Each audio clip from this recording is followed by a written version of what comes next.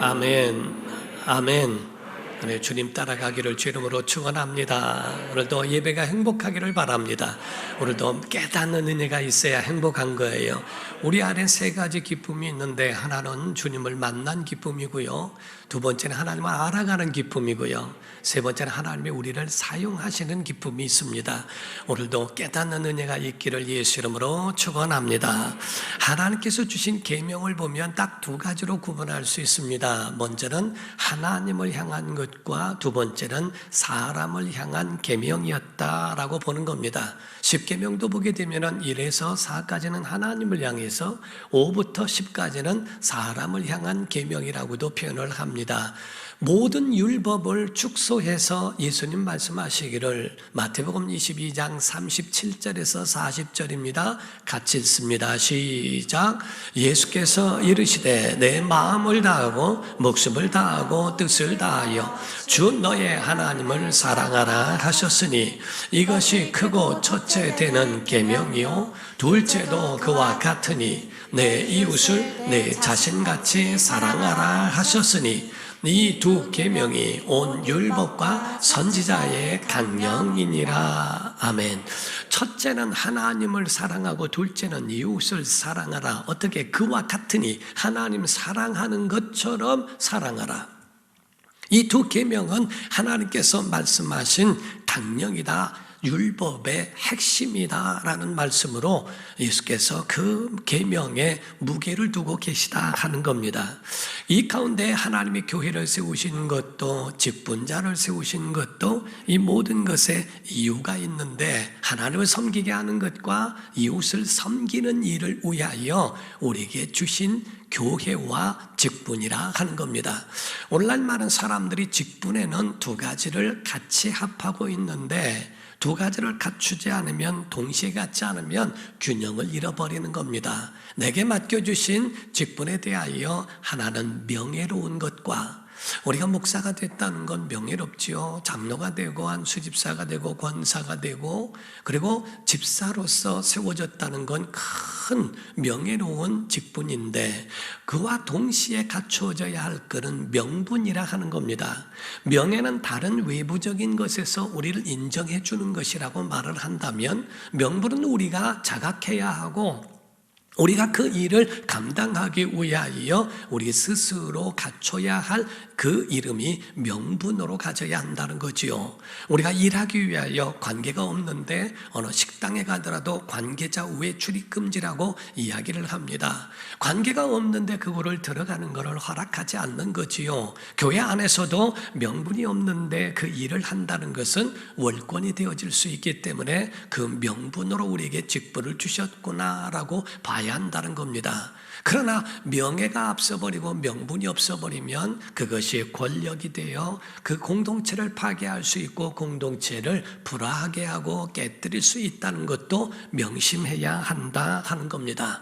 그러므로 하나님 나라를 위해서 교회와 직분을 두셨으니 우리가 하나님께 어떻게 하면 쓰임을 받을 수 있을까? 그 모든 일에 순종으로 감당해야 하는 것도 필요하지요.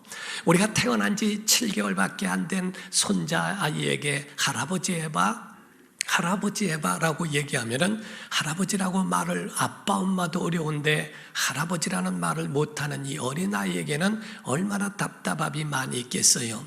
우리가 신앙인으로 신앙생활하면서 하나님께 은혜 받는 것을 모두가 원하지, 은혜 받기를 원치 않는 사람이 세상에 어디 있겠어요.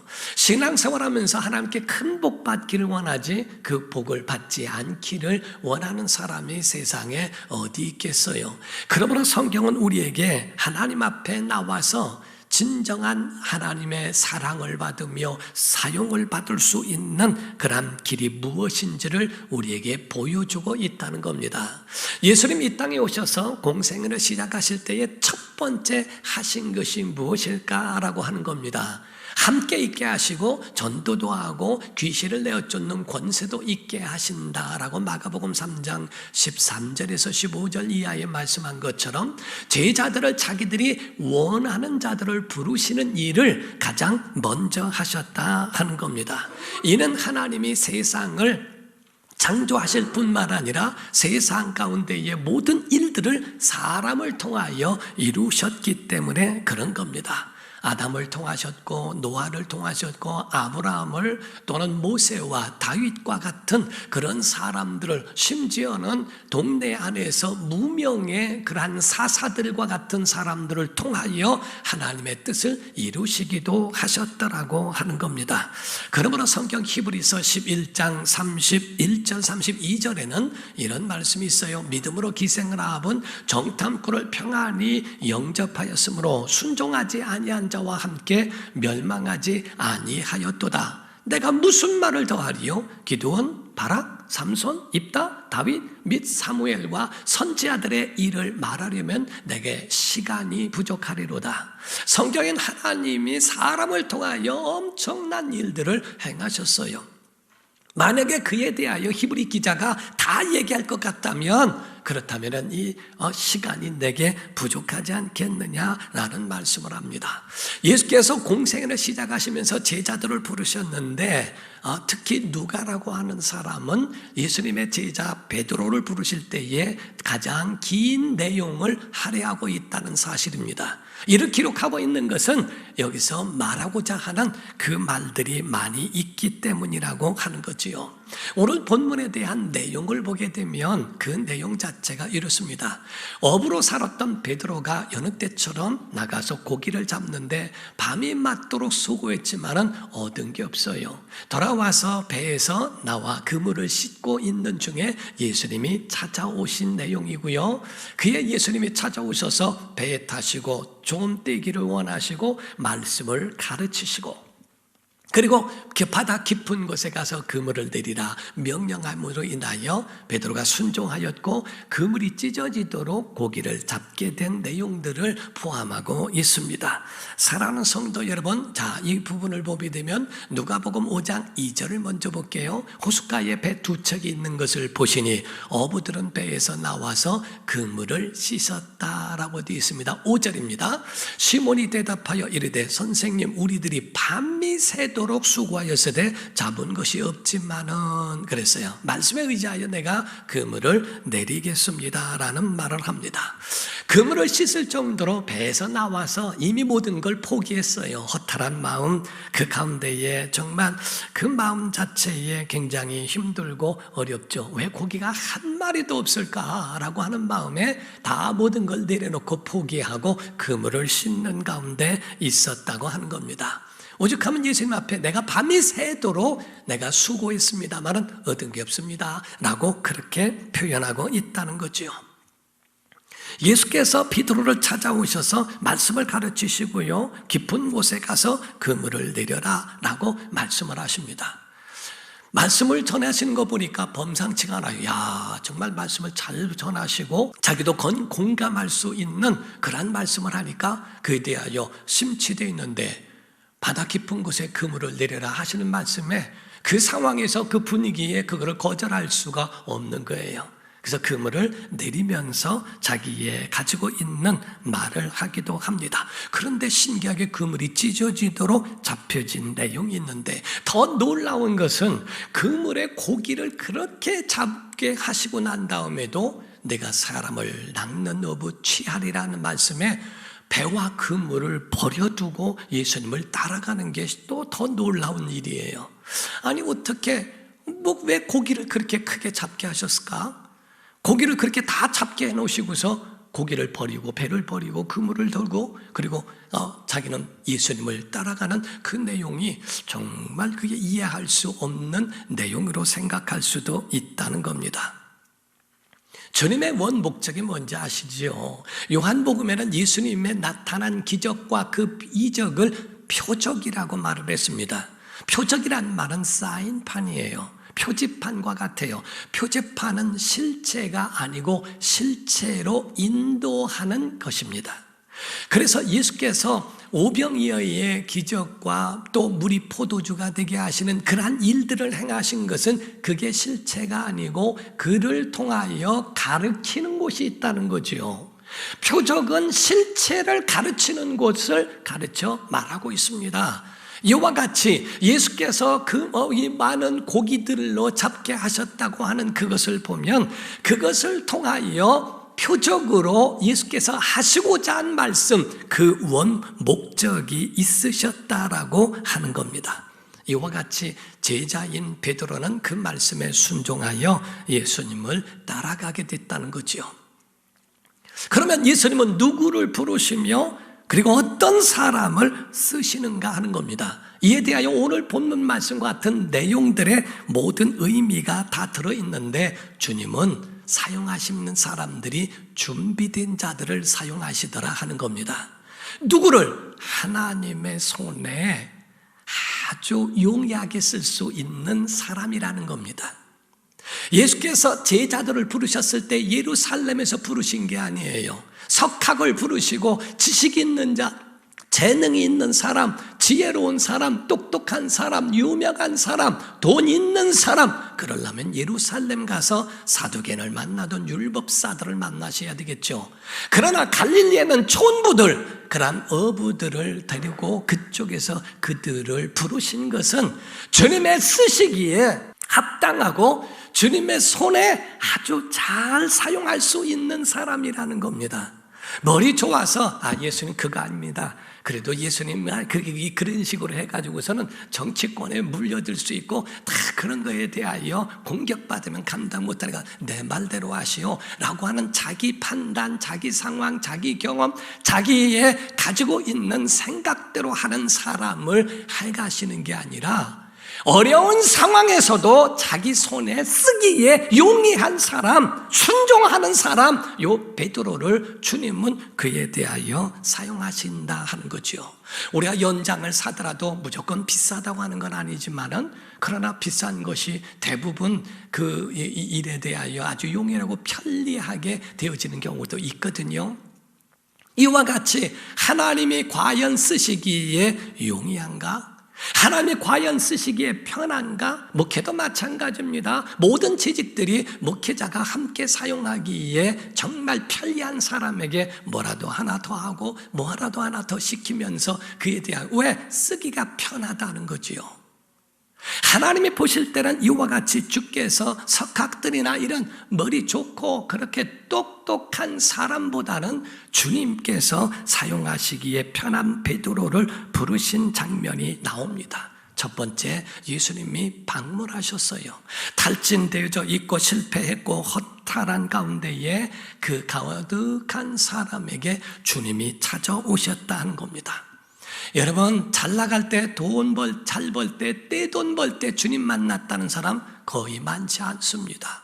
마음이 공허하고 힘들고 실패가 있고 어려운 가운데 있는 그러한 사람들이 주님 만났다는 이야기를 많이 듣거든요. 사랑하는 성도 여러분, 오늘도 예배 가운데에 지치고 힘들고 절망과 좌절이 있는 분이시라고 한다면 여러분 실망하지 마십시오. 그게 절호의 기회요, 주님을 만날 수 있는 시간인 줄로 믿습니다.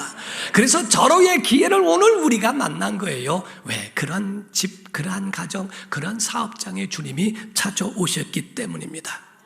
우리가 할 수 있는 방법은 뭔가? 주님 앞에 내 인생의 배를 내어드리는 겁니다. 그래서 주님 내 배에 오르소서 내가 그 말씀을 듣겠나이다 라고 할 수 있는 믿음의 용기와 그러한 결단이 그에게 필요하더라는 겁니다. 예수께서 그 시몬의 배에 오르시니라고 하는 말씀이 있죠. 여러분, 복 중에 복이 뭔지 아십니까? 여러분이 사업에 성공한 거 복이라고요? 안 그렇습니다. 진짜 복 중에 복은요, 주님이 우리 인생의 배에 올라오신 겁니다. 주님 만난 것이 복이에요. 예수님 영접한 게 복입니다. 여러분, 인생의 영혼을 하나님이 채우시고 그리고 여러분의 빈 배도 채우실 줄로 믿습니다. 그래서 예수님은 그 배에 오르셔서 말씀을 가르치시죠. 그래서 그 영혼을 먼저 채우기를 원하시고 그 말씀을 마치신 후에 이 말하면 됐다, 가자, 바다 깊은 곳에 그물을 내려라 라고 말씀을 하시면서 그의 경제적인 것, 그의 모든 가지고 있는 마음의 소원까지도 채워주시는 모습을 보게 됩니다. 우선순위가 무엇일까? 바로 우리의 영혼을 채우시는 거지요. 누가복음 오늘 5장 3절과 4절입니다. 시작. 예수께서 한 배에 오르시니 그 배는 시몬의 배라. 육지에서 조금 떼기를 청하시고 앉으사 배에서 무리를 가르치시더니 말씀을 마치시고 시몬에게 이르시되 깊은 데로 가서 그물을 내려 고기를 잡으라. 아멘. 여기에 말씀하고 있어요. 바로 그물을 내려라 라고 하시기 이전, 고기 먼저 채우시기 이전 말씀을 가르치시고 말씀을 마치신 다음에 그 말씀으로 이제 그 배도 채우시는 장면을 보게 됩니다. 사랑하는 성도 여러분, 오늘 방주에 여러분들이 들어왔지 않습니까? 예배 가운데 들어왔지 않습니까? 복의 사람 되기를 주 이름으로 축원합니다. 이 모든 것이 하나님의, 여기 들어왔다면 하나님의 음성이 들려야 한다 이 말이에요. 여러분이 하나님의 음성이 들리시면 아멘 하세요. 여러분이 하나님의 음성을 듣는 사람들은 복이 있는 줄 믿습니다. 안 들리는 사람은 복이 없어요. 요한계시록 2장 29절을 보면은요, 귀 있는 자는 성령이 교회들에게 하시는 말씀을 들을지어다 라고 되어 있죠. 말씀이 내게서 튀쳐나가고 말씀이 내게서 거부되는 것처럼 저주는 없어요. 주의 말씀이 과연 내 속에 들려지는가? 그 말씀이 영생의 말씀으로 내 영혼에 들어오는가? 요한복음에는요, 말씀하기를 살리는 것은 영이니 육은 무익하니라 내가 이런 말이 영이요 생명이라 라는 말씀을 요한복음 6장 63절에 말씀했고요, 68절에는 영생의 말씀이 주께 있으니 내가 어디로 가오리까 라는 말씀을 합니다. 예수님의 입술에서 나오는 말씀은 영생의 말씀인데 그 말씀을 내가 떠나서 어디로 갑니까? 라고 하는 만큼 그 말씀이 생명이라는 것을 알아야 되는데 들리지 않는다는 것처럼 저주는 없는 거예요. 여러분들이 말씀을 듣는 데에 대한 태도는요, 듣고 싶어 하는 말을 듣는 게 아니라 들어야 할 말씀을 들어야 한다는 거지요. 근데 대부분의 사람들은 내게 맞는 거 복만 얘기했으면 좋겠다. 왜 또 징그럽게 지옥을 얘기를 해요. 천국만 얘기하지, 복 받으라고 하지, 뭐 하지. 맨날 자기가 원하는 거 아멘 그거 끝나고 난 다음에 은혜 많이 받았다고 하고 지옥과 불순종과 이런 부분에 대하여 우린 경계하라고 얘기하면 오늘 하나도 은혜 안 됐다고 그럽니다. 내가 들어야 할 말씀을 듣는 게 아니고 듣고 싶어 하는 말씀이 안 들렸을 때에 은혜가 없다라고 착각하고 오해하고 있다는 거죠. 하나님의 말씀이 과연 우리 속에 들려지고 있는가? 성령님이 교회들에게 하시는 말씀을 듣고 있느냐 하는 겁니다. 말씀이 옥토에 뿌려져 그것이 바로 심겨져 열매를 맺게 하기 위하여 그 말씀이 우리 안에 들려지는 것 복입니다. 그래서 하나님의 기쁨과 목회자의 기쁨도 같이 이루어지고 있는데 요한 3서 2절에서 4절입니다. 시작. 사랑하는 자여 내 영혼이 잘됨 같이 내가 범사에 잘되고 강건하기를 내가 간구하노라. 형제들이 와서 내게 있는 진리를 증언하되 내가 진리 안에서 행한다 하니 내가 심히 기뻐하노라. 내가 내 자녀들이 진리 안에서 행한다함을 듣는 것보다 더 기쁜 일이 없도다. 아멘. 진리 안에서, 말씀 안에서 산다고 하는 것처럼, 그 소리를 듣는 것처럼 목회자가 기쁨이 없어요. 그게 가장 큰 기쁨이에요. 하나님의 뜻대로 이번에 승진했습니다. 그것도 기쁘죠. 이번에 뭐 했습니다. 됐습니다. 그것도 기쁘죠. 그런데 목회자의 마음속에는요, 그렇게 잘된 것이 신앙생활에 어떤 영향을 줄까 걱정이 더 많이 돼요. 저것 때문에 바빠서 하나님과 멀어지지는 않나? 저것 때문에 하나님과 장애물이 되지는 않을까? 그것이 심히 걱정이 될 때도 있어요.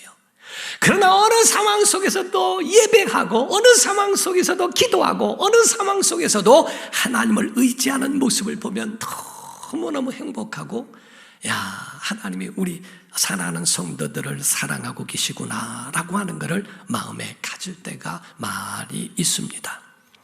예수님의 말씀을 잘 듣던 사람 베드로, 어떻게 했는가? 누가복음 5장 4절에서 5절입니다. 말씀을 마치시고 시몬에게 이르시되 깊은 데로 가서 그물을 내려 고기를 잡으라.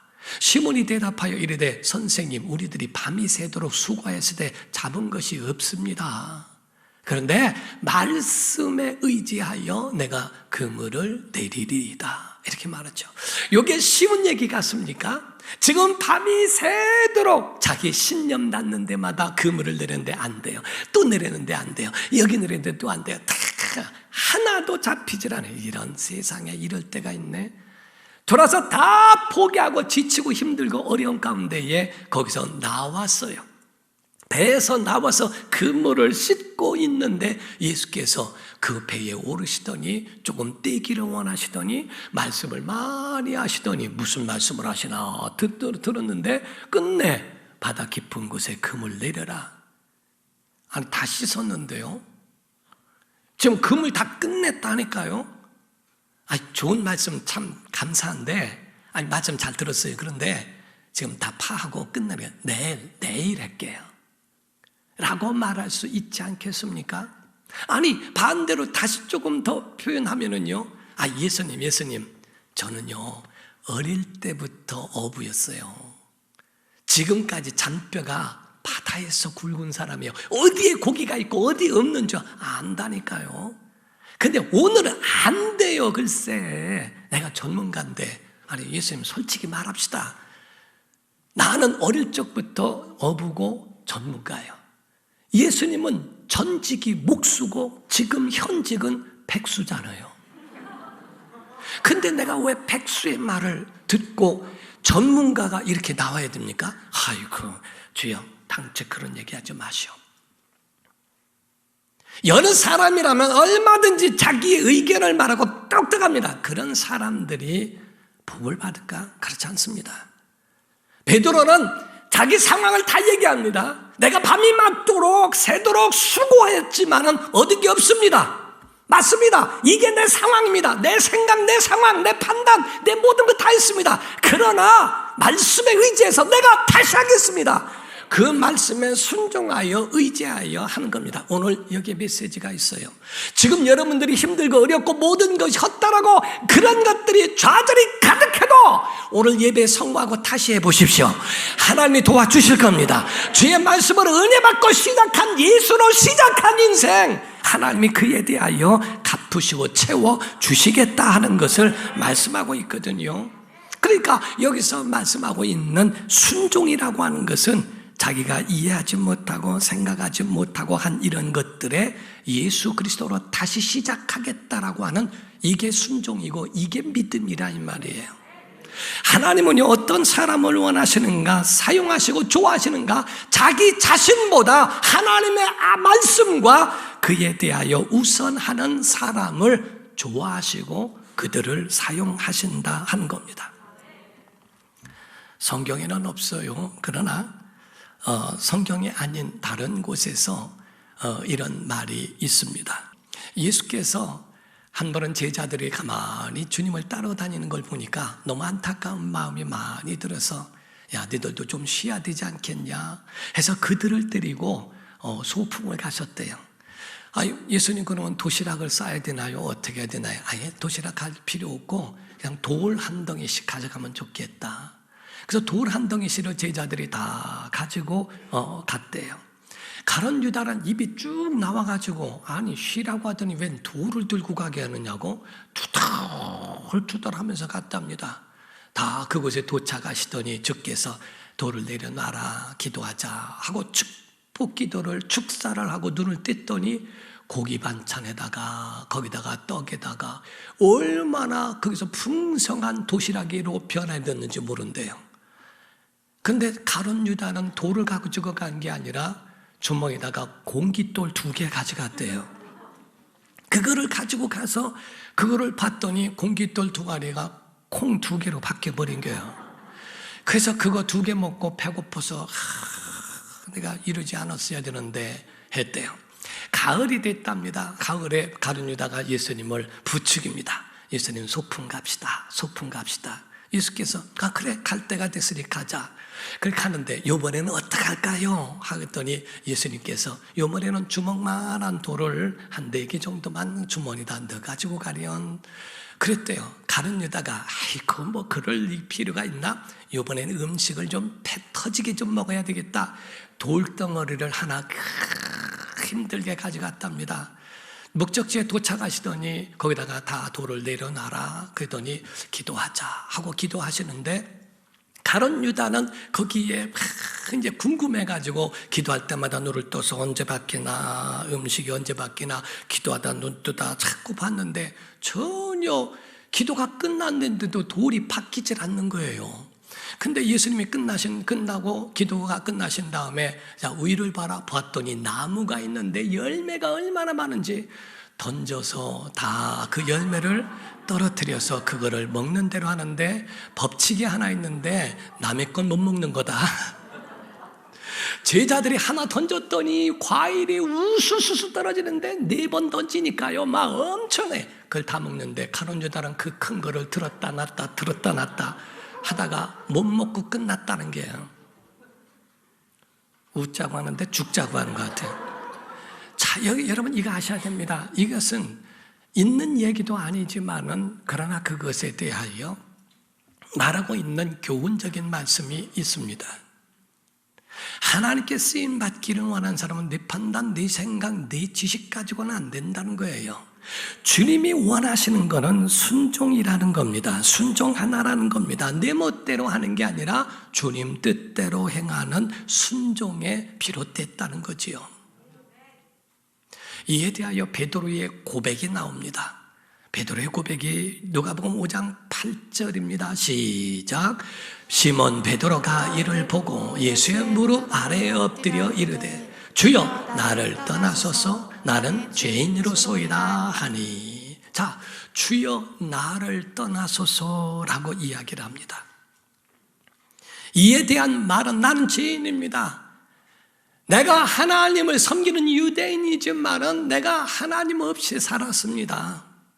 내가 주님을 보니 물고기와 모든 것들을 다 통치할 수 있는 정말 주인이시군요.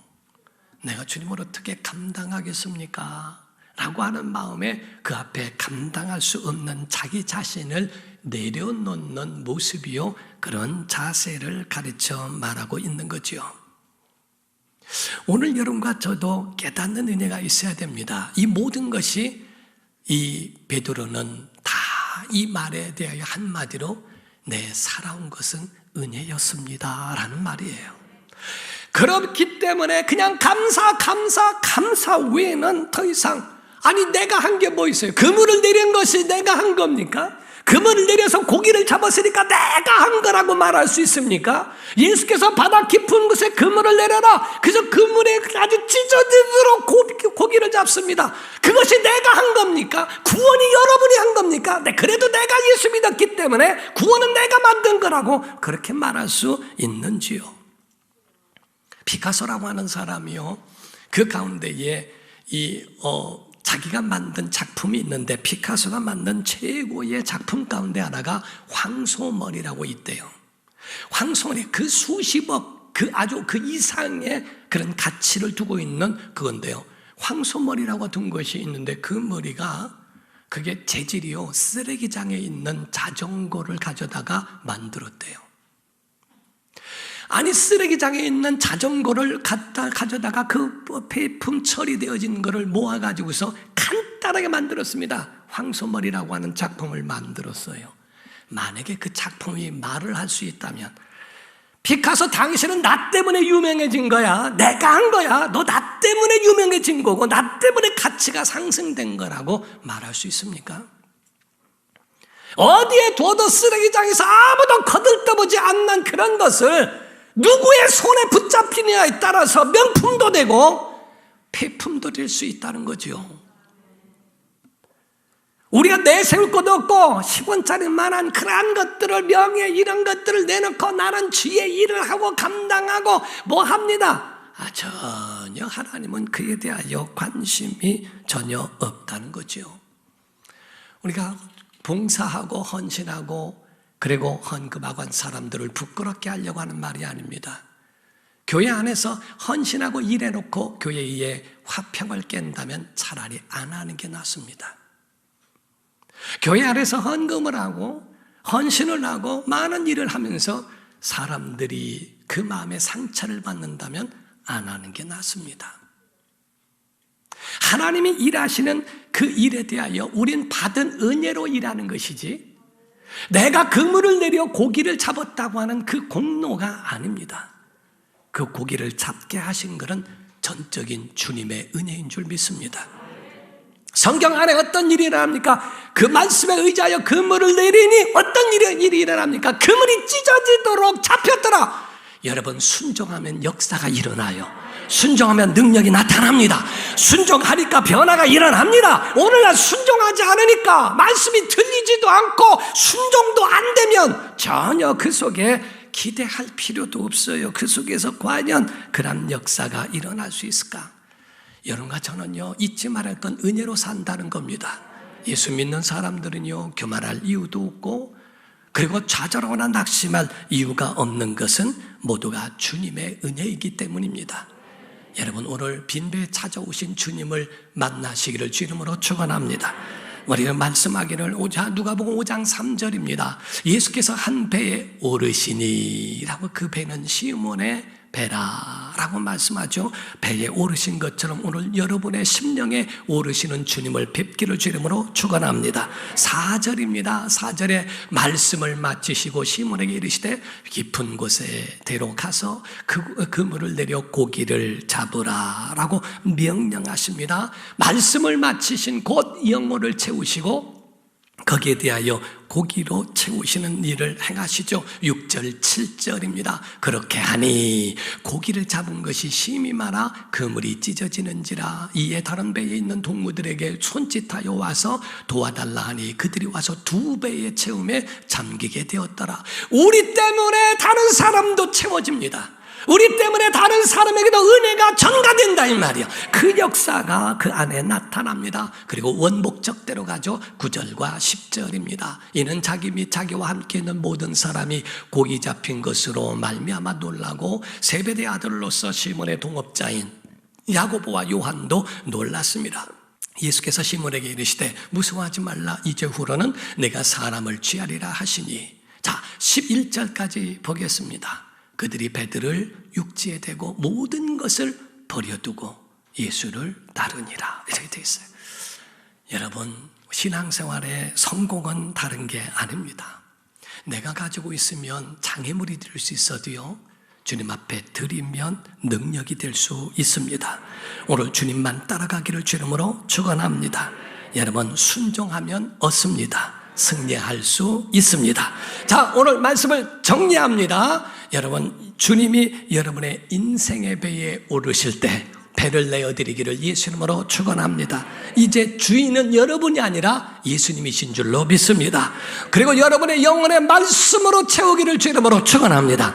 그 말씀에 여러분이 기쁨이 있어 그 말씀으로 순종하여 은혜를 얻기를 주 이름으로 축원합니다. 그리고 맨 마지막에 주님 따라가기를, 주님과 함께 하기를 주 이름으로 축원합니다. 기도합니다. 이 시간에 다 같이 통성으로 기도할 때, 주여 내 배에, 인생의 배에 올라주소서. 내가 주인이 아니라 예수님이 주인이십니다.